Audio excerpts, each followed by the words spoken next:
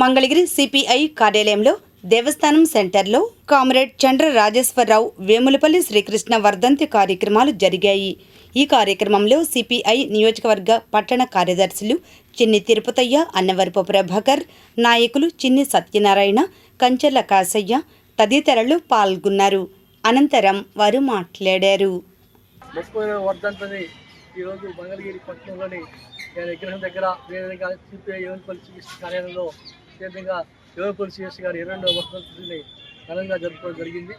మరి కామ్రేడ్ చంద్ర రాజేశ్వరరావు గారు CPI party జాతీయ పార్టీ కార్యదర్శిగా మరి మన ప్రాంతంలో చల్లపల్లి జమీందారి యొక్క భూముల యొక్క పథకంలో కానీ అదేవిధంగా తెలంగాణ సాయుధ పోరాటంలో కీలక పాత్ర పోసినటువంటి కామ్రేడ్ చంద్ర రాజేశ్వరరావు. అంతేకాదు ఆయన చదువుకున్న రోజుల్లో బెనారస్లో మెడికల్ యూనివర్సిటీ అభ్యసించడానికి వెళ్ళి డాక్టర్ చదివితే కొంతమందికే వైద్యం చేస్తాను, అదే ఒక కమ్యూనిస్ట్ పార్టీగా ఇటు వాప సోషలిస్ట్ వ్యవస్థ లెనిన్ కలిసిన తర్వాత లెనిన్ యొక్క విధానాలని ఇచ్చి మరి సోషలిస్ట్ వ్యవస్థలో ఎంతోమంది పేదలకి పనిచేసే భాగ్యం దక్కుతుందని చెప్పి ఆయన ఆలోచనతో ఒక వామపక్షవాదిగా కమ్యూనిస్ట్ పార్టీ సిపిఐ పార్టీ నాయకుడిగా జాతీయ పార్టీ నాయకుడిగా మరి ఎంతో మందికి ఇల్లు లేని నిరుపేదల కోసం కార్మికుల పక్షాన విధంగా రైతుల పక్షాన పోరాడి ఈ దేశంలో ఎన్నో సంస్కరణలు ఎన్నో జీవోలు తీసుకొచ్చి ప్రజలకి ఇక్కడ సేవ చేసినటువంటి వ్యక్తి కామ్రేడ్ చంద్ర రాజేశ్వరరావు గారు. చంద్ర రాజేశ్వరరావు గారికి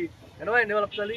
ఈరోజు పాలకులు చూస్తున్నాం, పాలకులు ఈరోజు మతోన్మాదాలతో మతాల మధ్య ప్రజల మధ్యన ఇచ్చి పెడుతూ రాష్ట్రాల్లో విధంగా జరుగుతున్నటువంటి విధానాలను చూస్తుంటే ఎన్డీఏ ప్రభుత్వం వచ్చినాక ఆ రోజు మన నాయకులు పోరాటాలని ఈరోజు వీళ్ళు రంగులో వ్యక్తులు మనం తెచ్చిన జీవోల్ని ఈరోజు కాలరాసే విధంగా చేస్తున్న విధానాలు చూస్తే ఇటుపైన భవిష్యత్తులో కాబట్టి చంద్ర రాజేశ్వర గారు ఈ దేశ భవిష్యత్తు కోసం ఈ దేశ ప్రజల కోసం పోరాడినటువంటి పోరాట స్ఫూర్తితో మనకందరూ కూడా పోరాడి ఆయన ఆశయ సాధనలు ముందుకు తీసుకుని అవసరం కాబట్టి ఆయన ఆశయాల్ని ముందుకు తీసుకొద్దానికి సందర్భంగా తెలియజేస్తూ ఈ కేంద్ర రాష్ట్ర ప్రభుత్వం యొక్క ప్రజా వ్యతిరేక విధానాలపైన భవిష్యత్తులో మా పోరాటాలు కొనసాగుతాయని చెప్పి ఈ సందర్భంగా తెలియజేస్తున్నాం. కమ్యూనిస్ట్ యోధుడు, మహోన్నత వ్యక్తి, ప్రజాపక్షపాతి అయినటువంటి కామ్రేడ్ చంద్రరాజేశ్వరరావు గారి 32వ వర్ధంతి ఈరోజు స్మరించుకోవటం భారత పౌరులందరూ కూడా గర్వకారణంగా చెప్పుకోవాలి. ఆయన వర్ధంతి కావచ్చు, జన్మదినం కావచ్చు. అయితే అట్లాంటి ఆదర్శమూర్తులు మరి ఎంతోమంది మేధావులు విద్యను అభ్యసించినటువంటి బెనారస్ యూనివర్సిటీలో మరి డాక్టరేట్ తీసుకుని అంటే డాక్టర్ విద్యను అభ్యసించి మరి దాని ద్వారా అతను అభివృద్ధి చెందాలంటే వ్యక్తిగతంగా అభివృద్ధి చెందేవాళ్ళు. మరి అక్కడ చదివినటువంటి చాలామంది మేధావులు కూడా తాను వ్యక్తిగతంగా తన కోసం లేకపోతే తన కుటుంబం కోసం తన మనుషుల కోసమే పనిచేసినటువంటి పరిస్థితులు మరి ఇతని విద్య మరి సామాన్య ప్రజల్లో ఎదుర్కొన్నటువంటి ప్రజా సమస్యల వ్యతిరేకంగా అప్పుడు ఉన్నటువంటి ప్రభుత్వాలు ప్రజల మీద నిర్బంధించినటువంటి నిర్బంధానికి వ్యతిరేకంగా మరి పోరాటం కోసం తన విద్యను కూడా పక్కన పెట్టి అటు కార్మిక పక్షపాతిగా కార్మికులుగాను, రైతు పక్షపాతిగా రైతు ఉద్యమాల్లోనూ అట్లాగే సామాన్య మధ్యరాత్రి ఎదుర్కొన్నటువంటి సమస్యలకి వ్యతిరేకంగా మరి ఆ రోజు ఉన్నటువంటి పాలకులకు వ్యతిరేకంగా పోరాటం వంటి గొప్ప మహోన్నత వ్యక్తి. మరి తెలంగాణ రైతాంగ ఉద్యమంలో ఒక మహోన్నతమైన వ్యక్తిగా, ఒక ముఖ్యమైన వ్యక్తిగా ఆ రోజు ఉద్యమాన్ని నడిపినటువంటి గొప్ప కమ్యూనిస్టు నేత.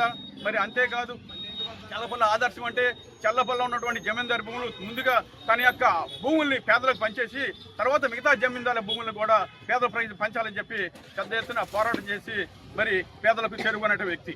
మరి అమరజీవి అంటే అందులో ఎంతమంది పెట్టుకుంటారు. అమరజీవి అంటే మరి పేదలకు, కార్మికులకు, రైతులకు పనిచేసి వారి మనసులో ఉన్నటువంటి వాళ్ళే అమరజీవి. అమరజీవి అంటే మరణించినా కానీ మనుషుల యొక్క మనసులో ఉండేవాడే అమరజీవి. మరి అట్లాంటి వ్యక్తి కామ్రేడ్ చంద్ర రాజేశ్వరరావు గారు. మరి అతన్ని ఆదర్శంగా తీసుకొని ఇప్పుడు ఉన్నటువంటి ప్రభుత్వాలు చేస్తున్నటువంటి ప్రజా వ్యతిరేక విధానాలని తిప్పికొట్టాలని చెప్పి ఈ సందర్భంగా తెలియజేసుకుంటున్నాం. మరి నరేంద్ర మోడీ వచ్చినాక కార్మికులు ఎంతోమంది సంపాదించుకున్న బట్టి అతి ముఖ్యమైనటువంటి 89 కార్మిక చట్టాలను కూడా తీసేసి యజమానులకు అనుకూలమైనటువంటి 4 కార్మిక కోడ్లు తీసుకొచ్చాడు. అంతేకాదు గ్రామీణ రైతాంగ కూలీలకి పట్టగొట్టే విధంగా జాతీయ గ్రామీణ ఉపాధి హామీ పథకాన్ని ఎత్తివేసేసి జీరామ్జీ అనే పథకాన్ని పెట్టాడు. దీని ద్వారా అక్కడ ఉన్నటువంటి నిబంధనల ప్రకారం 60-40% అంటే నిబంధనల ప్రకారం అది నీరుగారిపోయే పరిస్థితి ఉన్నది. అంటే ప్రజల సంక్షేమం చూడాల్సినటువంటి పాలక ప్రభుత్వాలు మరి ప్రజా పక్షులుగా తయారైనటువంటి ఈ పరిస్థితుల్లో మరి చంద్రరాజేశ్వరరావు ఆదర్శంగా తీసుకొని ప్రజల యొక్క అవసరాలు తీర్చడం కోసం మనమందరం కూడా ఆయన ఆదర్శంగా తీసుకొని భవిష్యత్తులో సమస్యల మీద పోరాడాల్సిన అవసరం ఉందని చెప్పి తెలియజేసుకుంటూ ఈ కార్యక్రమం